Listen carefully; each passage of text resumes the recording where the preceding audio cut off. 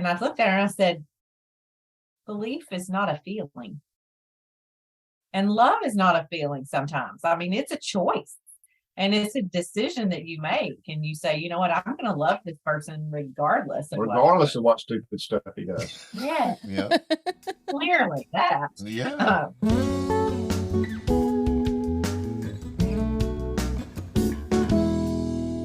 You're listening to With You Podcast, where we talk about real relationships and life transitions. I'm David. And I'm Tara. And this season, we'll be exploring marriage. Yeah, we'll be hearing couples tell their stories from different ages, stages, and backgrounds. And we all have a lot to learn from each other, so let's get started. Sounds good.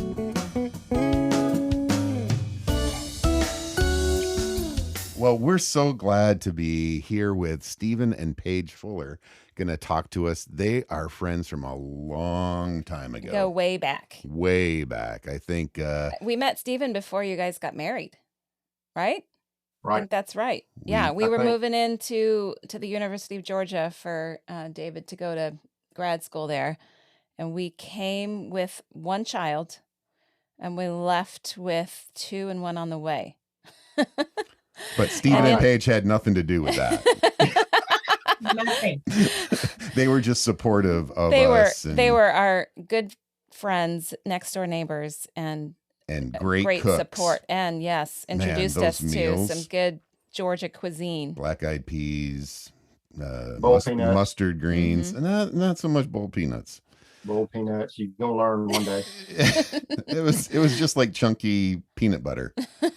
That's kind of what it was. Well, what we love to hear from you to kind of start out with is a little bit of kind of where you grew up, a little bit of your family life, and what you observed about marriage from your parents and from your grandparents.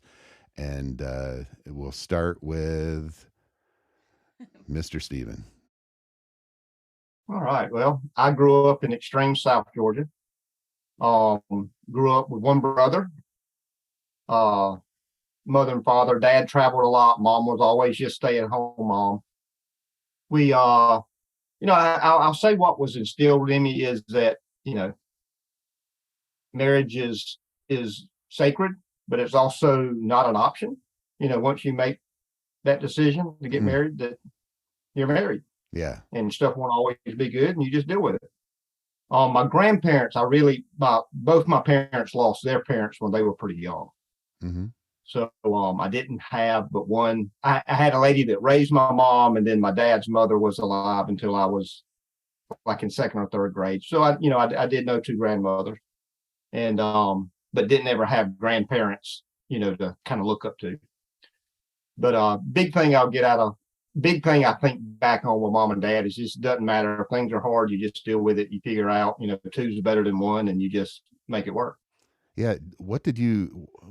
Can you think of a time you saw them really work it out that kind of stuck with you? There's a huge smile right now. That's right. So, I can, but there's things that they had strengths and weaknesses and knew what they were. When we busted a nose, broke skin in some way, had some bone sticking out somewhere, you didn't go to mama.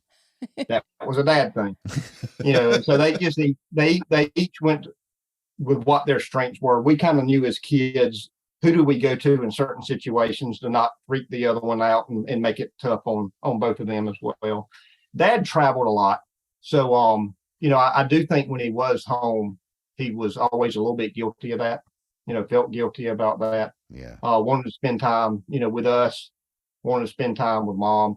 They would always go on trips without us. Once we got kind of old enough to, be on our own a little bit, they'd always be sure to take at least one, if not two trips a year that we were not in their hair. Mm-hmm. That's wise. I hope you're doing that too. We'll try. We'll get to that later. It's getting easier. Yeah. Once they get older, it gets easier. Mm-hmm. What about you, Paige? What was kind of some of your growing up background observing marriage and in your close family? So I grew up near Chattanooga, in a small town in Georgia. I always say the name of it, and people say, "Where is that?" So I just started saying I'm from near Chattanooga, and it's easier that way. And I grew up in a small town with mom and dad and 2 sets of grandparents. And so sometimes my grandparents picked me up from school. Like they were really, really involved. And so family was really important. And that's the message that I got, was that your family's the most important, your family's the people who will stay with you forever. And you do what you have to do to work out whenever there's a tip or there's something that comes up, a disagreement or anything. You just figure it out.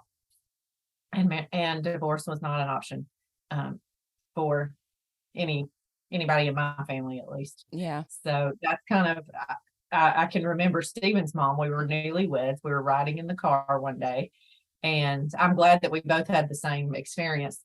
And we just said something maybe a little cross to one another. I mean, it was sort of kidding around, or I can't believe you just said that, or something like that. And she says, "Oh, no divorces in this family." All yes, right. ma'am. Mhm. We were not even arguing. So there was a That's little so- tolerance for disagreement. Just very, very tiny. Mhm, mhm. And just make sure you know the parameters of like, yep, you might not be happy with them, but you're stuck with them. That's right. Exactly. Yeah, she didn't want me back. Yeah. Your mama was clear about that. Yeah, my parents were the same way. They're like, if you ever like, if things don't, before we were married, if things don't work out, we're keeping Tara. My parents said the same about him. So we thought, well, I guess we're both stuck. So we might as well just go with it, right? It is Yeah. helpful when the families kind of embrace the other person too, that big family piece. Yeah. It's very helpful. So then Yeah. for you guys, at what point did you always growing up then just kind of assume marriage was part of the next step for you as you got older? Did you always think, I'm going to get married and have kids someday? Was that in the plan? I did. I always did. I'd say yes. We were babies when we got married. Mm-hmm. We It- remember. I have to remind Paige every now and then that like Will was only like 18 to 20 months away from my age when we got married. And I always say, hush up. That's a little shocking, I isn't know. it? Not like they were back then. That's what I always say. So, I think there was a little bit of ignorant bliss going into it. I think, from prayer and from, I tell people this all the time.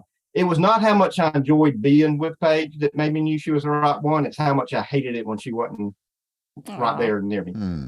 So it was more of knowing it through absence than always, than just feeling the moment, at the time. I hated it. It wasn't right if she wasn't around. I hated it too. When Well, you weren't around? when- When yeah. when he wasn't around. So we forgot to start out with this, but how long have you been married now? 70 years. 70, right? Wow, you guys He look always says great. that. He You always look, says 72 or 70 or something. The actual number is 26. 26. I Wow. can't believe that.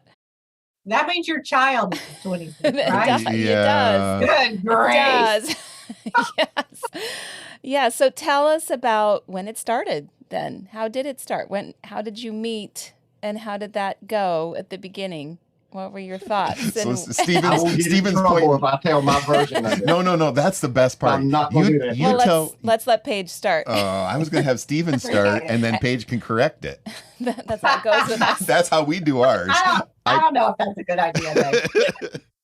So we knew each other when we were both in high school, but we knew of the other one. And, we were both in Key Club in high school, which is a service organization sponsored by Kiwanis. And so we were both part of this service organization, and we would go on trips and we would go to conventions and things like that. And so we went to Chicago once. I went to Washington, D.C. He went to Toronto. And so we went on these long excursions. And so we were both there. And, it wasn't like we were hanging out for hours on end. And then when we got to college, there is a collegiate Key Club. So there's a collegiate organization Circle of K. Yep. Kiwanis too. And so we were both, I was there I got to college first. Everybody knows what that means. Yeah. And so I got to college first, and then a couple of years later he came. And so when he got there, I was already like in knee deep in the Circle K, and he showed up at the meeting, and then we just became really, really good friends. And we had to convince all the people that we knew that we were not dating. And then we had to convince people that we were once we crossed over. And it was just, it was fast after that. So what led to the crossover, Paige? What kind of flipped in your head that it went from Steven's a friend to, It was sort of like that, like, oh, huh. Well, what about this? And so I worked at that time. I was in school full time, and I worked part time for a CPA.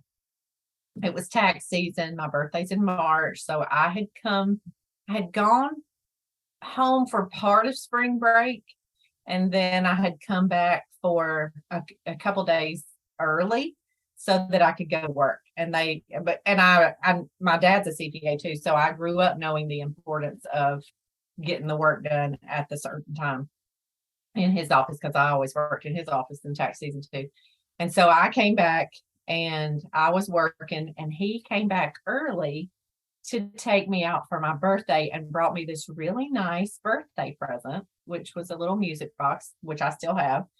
And after that, I just asked him, I said, so your definition of going on a date is taking a girl to a movie and out to eat. And that's what we did. Was this a date? And your response, Mr. Steven? They ain't no telling what I said. He said, yeah. I think probably, yes. Yeah. He said, I guess it was.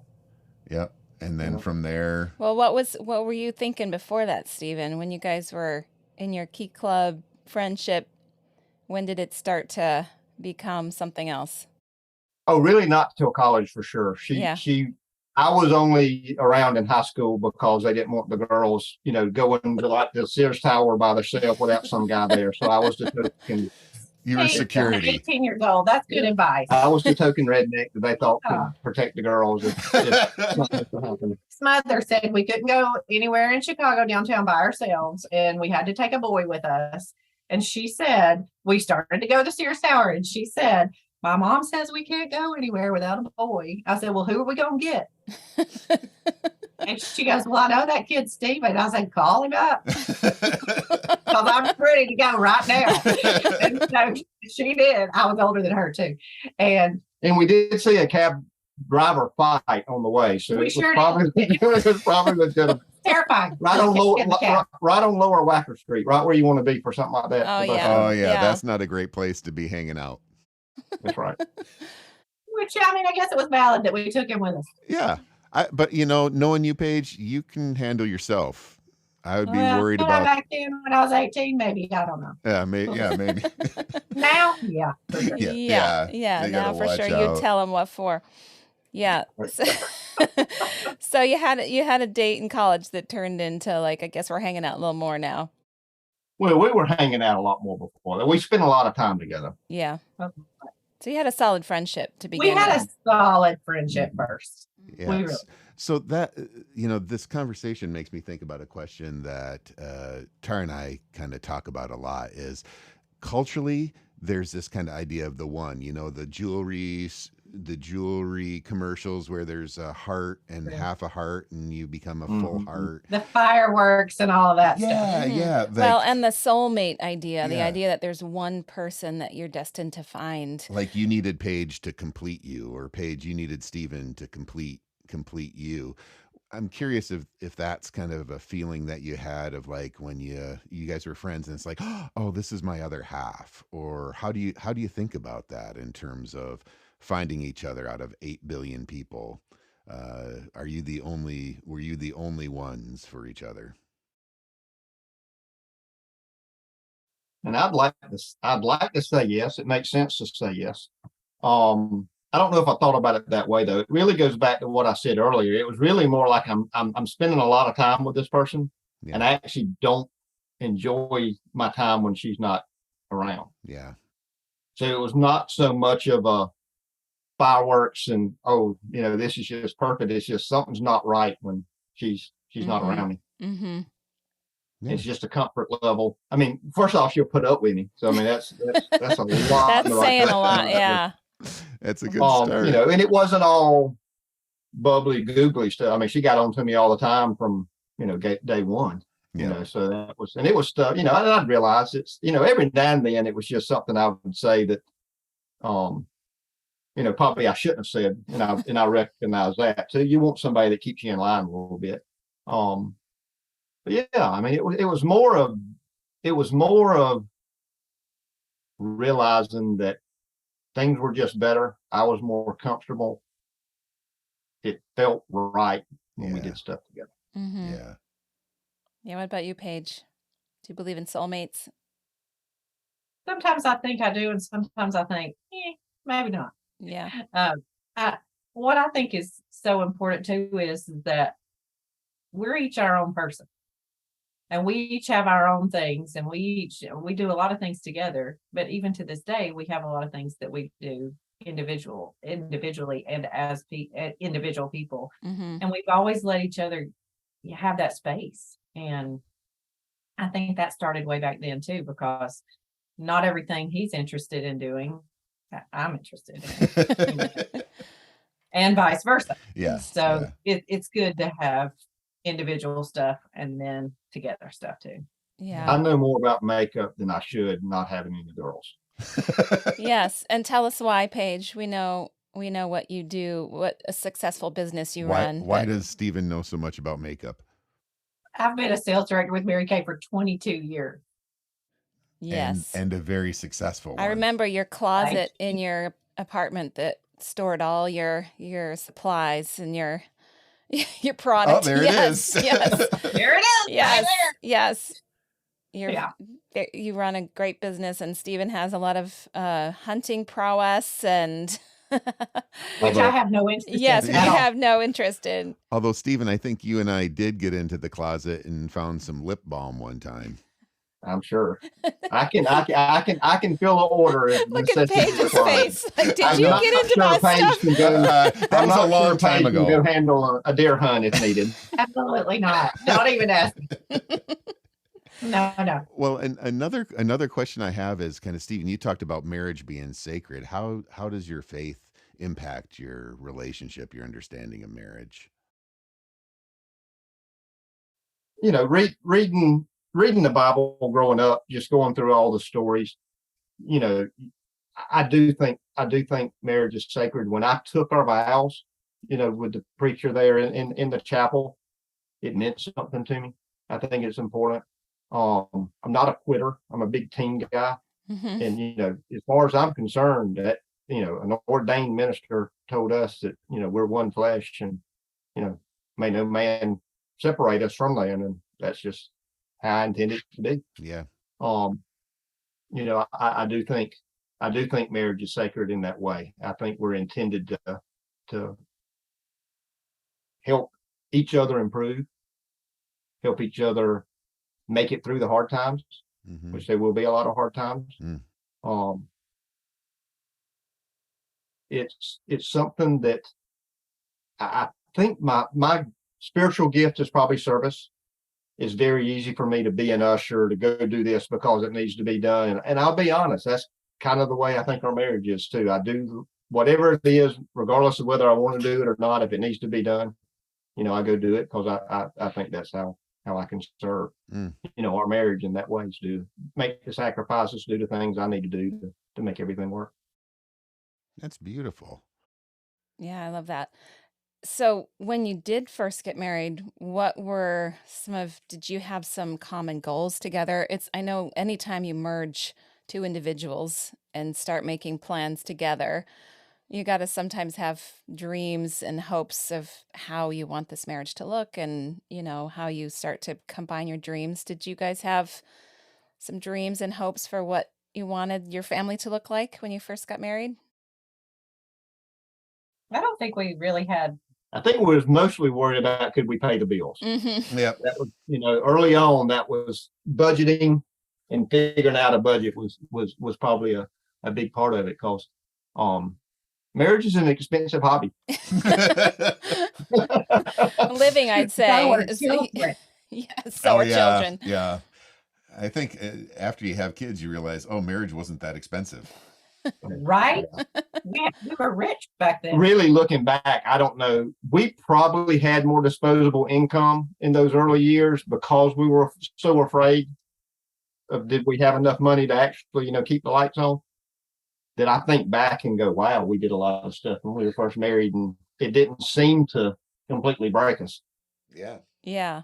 Then you add the kids' activities and things get a little more complicated. And, little nutty. Yeah. And y'all have boys, so it's fun when the budget for food goes above the housing budget. No doubt. So tell us about your boys. You have sons that are what ages now? 19 and 16, a freshman in college and a sophomore in high school. Wow. Yeah. So you're in the fun teenage years. We are in the spot though where everybody drives themselves, which helps a lot. That helps a lot. It also, it's more expensive, but it does help a lot. So that's been really great. Yeah, it's good logistically. So it helps. It helps mom a lot. Yeah, it does. Yeah. So you lose one job of being a taxi driver. Right. To have some more time. So what was your dreams, expectations? Because you said you thought about marriage for a long time, Miss Paige, that you'd always be married. So what were the kind of those first years? What were the expectations, dreams for you? I just always thought that I would have a family, be a mom, and have a house to take care of. Just basic things, not anything outstanding or out of the ordinary or anything like that. Just that was sort of my idea. Little girls dream about getting married when they're 5 years old or whatever. And that's kind of the idea that I had. So you're living the dream is what you're telling me. That's right, living the dream. Stephen has helped you live the dream. That's it. Found the prince. That's right. Well, I wouldn't go that far. Maybe I know that's stretching it. Next. Let's just move on. Let's move on. Let's have the next question. Well, and I think what we're getting to is everybody has these dreams, and a lot of people kind of dream about marriage making their life easier in some ways. Like, I can't wait till I have that person that I love to spend time with, and we're sold the happier. What is the word? Happily ever after story. It's nice that you don't have any idea what that means or what that word is. But we soon find out, living with anybody has its own challenges, and we share challenges, and life just gets difficult, the longer we live on this earth. So we just want to bring that part up, and a couple dealing with challenges together is one of the big things that we can all learn from. So how has it been for you guys when you've hit some of those hard times or challenges that you've shared? What's been helpful? And you could share an example if you'd like or not, but what's been helpful in dealing with some of the hard things? I've got an example I use, and I don't know that I'd say it's a hard thing, but I think it's a big thing, especially when you're first married. I've told people before, everything doesn't have to be the same. I drank whole milk. She drank skim milk. I use Crest toothpaste. She used Colgate toothpaste. I like crunchy peanut butter. She likes creamy. Just buy both of them. Yeah. Don't fight over little things like that. And what's amazing is over time, we both use Crest. We both drink. We both use Colgate. Colgate. A lot of that stuff just is still in your together. head. Yeah. In your head, exactly. You just imagine. A lot of that stuff's blended together. So, now when I eat crunchy peanut butter, it's just a special little treat, but creamy's fine. I had creamy peanut butter today for us. So it's some of those little things, but I do think it's the little things like that get you off track. That's right. If you start getting mad or angry because of this or that or going out, I just, why don't we ever do it my way? It's our way now, right? So you just kind of, that's how don't you fight make over it little your way. things. That's how you blend together. One of the worst arguments we ever had was when we were newlyweds. I don't know if you remember this. We were unpacking our wedding gifts, and we had this cute little condo right next door to where Tara and David lived. And we were unpacking the blender or the toaster or something. And I did not like clutter on the cabinet. I still don't. Didn't want the clutter. I did not want to leave whatever this appliance was. So you can't even remember what it was. I think it was the toaster. And I wanted to put it up underneath the cabinet, and he wanted to leave it out. And I mean, we were yelling at each other. Well, I want to leave it out. Well, I don't. It was stupid. It was so stupid. So we left it out for a little while, and then I sort of put it up a little later after that. And, weeks after that. Yeah. And so you just have to give and take and compromise and figure out what really matters. And at the end of the day, that didn't really matter. Yeah. Yeah. And I think you're right. Those are some of the growing pains of the beginning of marriage, where you have those, more of those arguments over the small things, because you haven't ever combined, everything that you do with another person for a lifetime yet. And then 10 years down the line or sooner, you realize how silly that was to fight over toothpaste or whatever. And some of those things partly we just get tired. We don't have the energy for that anymore. But right. Yeah. But I think it's also. I also think it's beneficial to know who you are. When I was in school, I did a study on birth order one time, and I learned that, we're both firstborn, strong-willed, very stubborn people. And that's just who we are. And It wants to please everyone. Mm-hmm. Okay.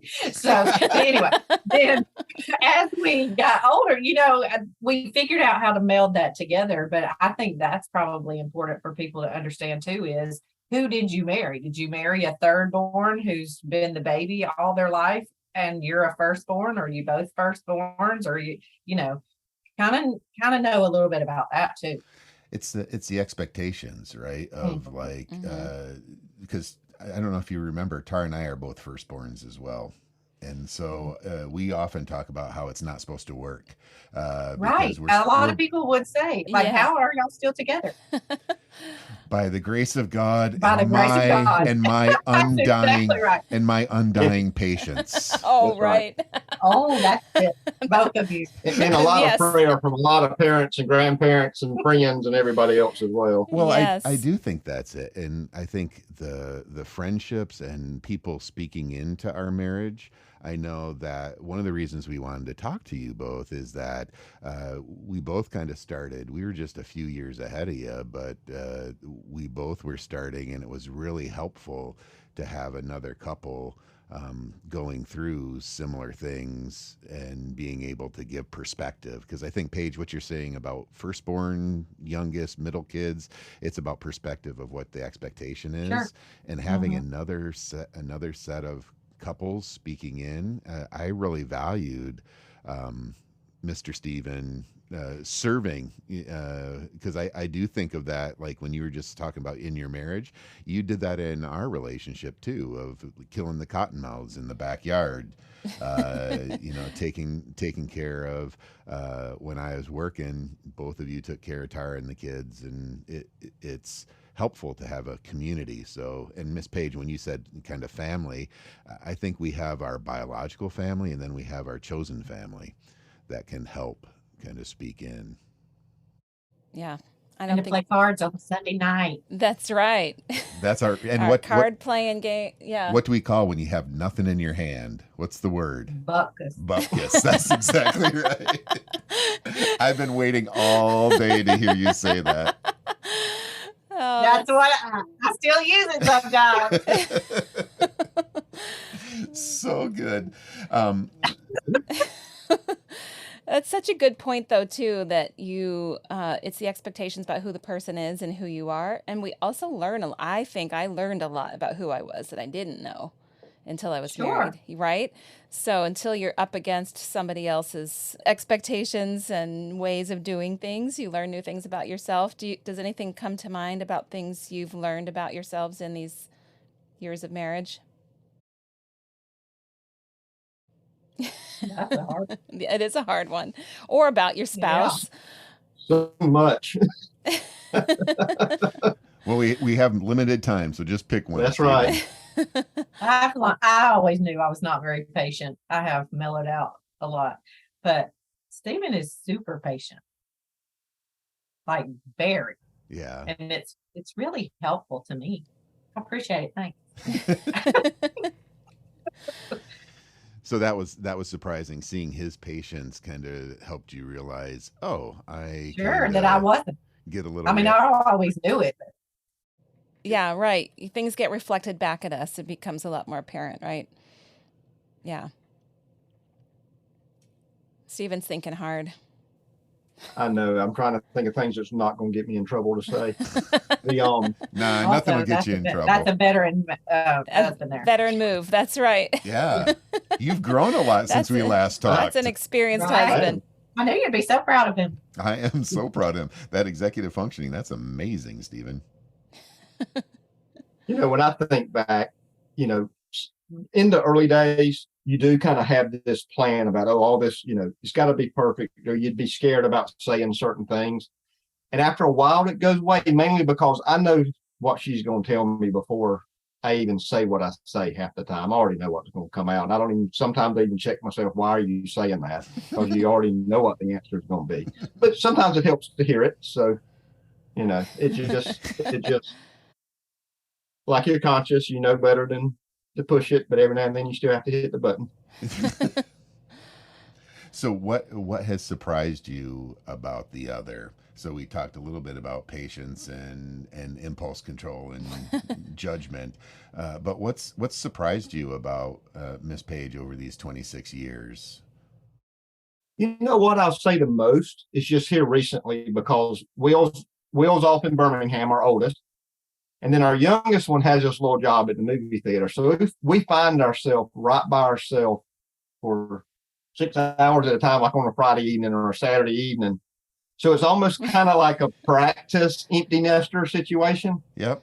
And I've always been afraid Paige was going to really struggle with that.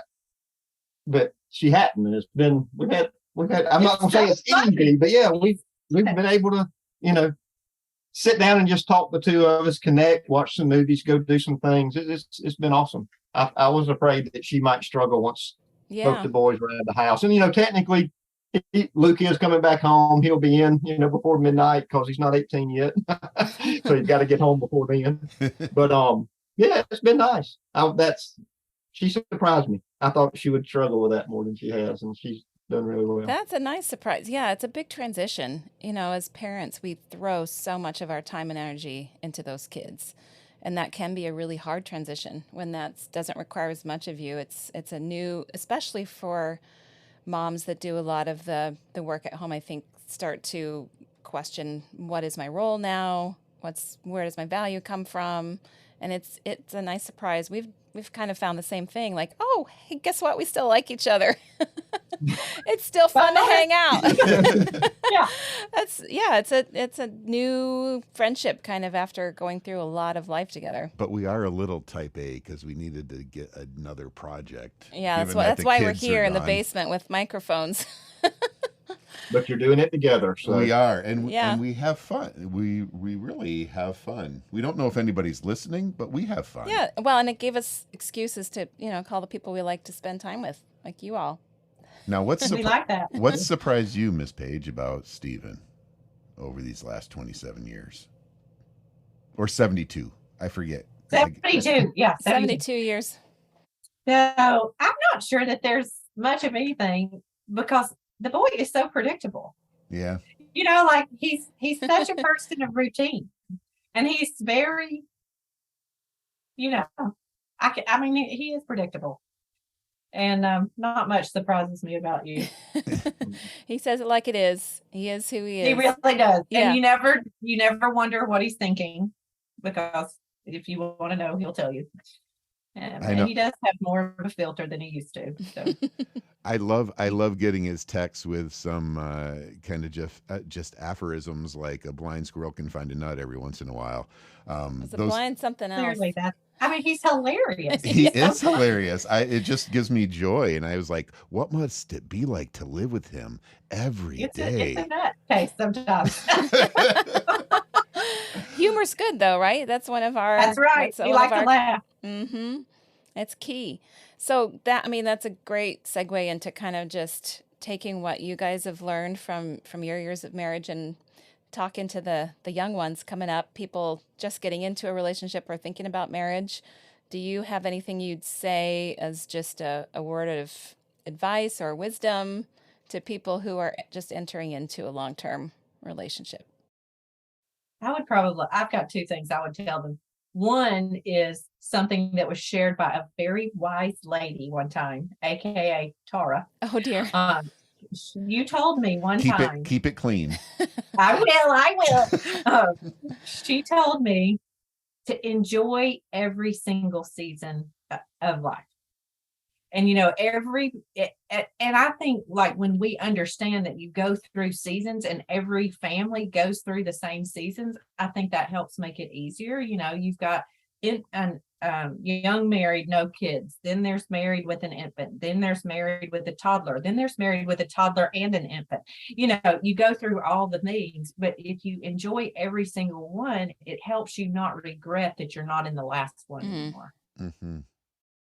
And it helps you and be present to the moment. I think that is, and I think about that all the time, especially when we dropped Will off at college. I was like, Tara said it would be like this. And she said for me to enjoy it. And one day I'm going to enjoy it. And then the next day I was like, oh, this is going to be great.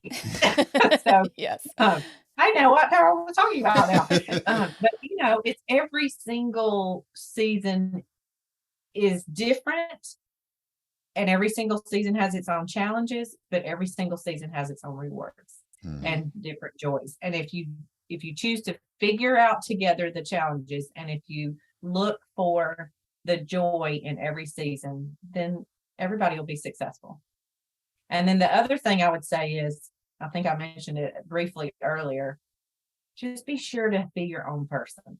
Like you're a unit as a couple, but also don't lose sight of who you are as a person, and have a strong faith.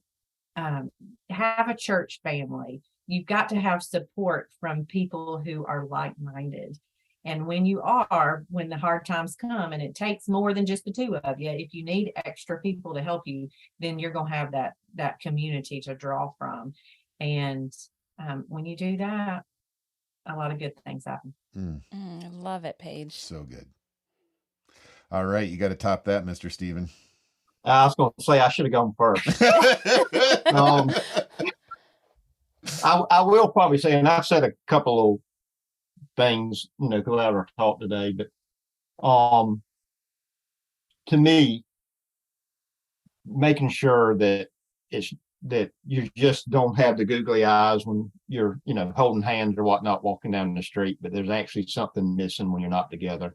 Mm-hmm. Is an important feeling to have, to find that person. And I'll agree 100%. You got to be grounded in your faith. You got to be grounded in what you're going to do.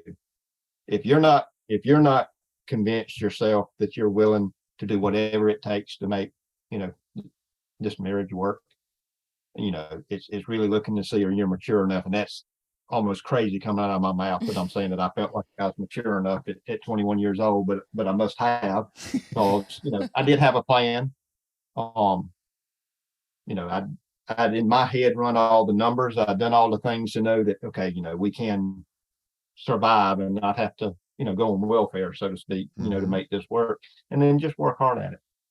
Just like any other goal in life you want to do. If you're not working at your marriage, if you're not working at what makes you a better couple and what makes you be successful in life and everything else you're doing, I'd say refocus, because regardless of whether it's your marriage, your job, whatever you're doing, you just got to continue to work to make yourself better so that you can be a better part of the partnership.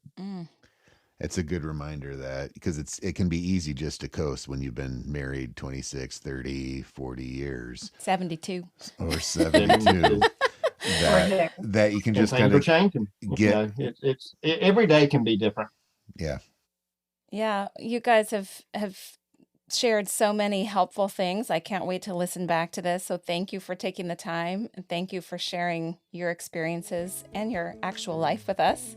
We love you. Thank you for asking. And thank you so much.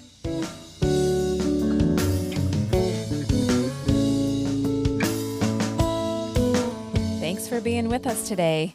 We hope you'll get more information about everything we talked about today on our show notes page on the website. I was going to say, where could we find the show notes page?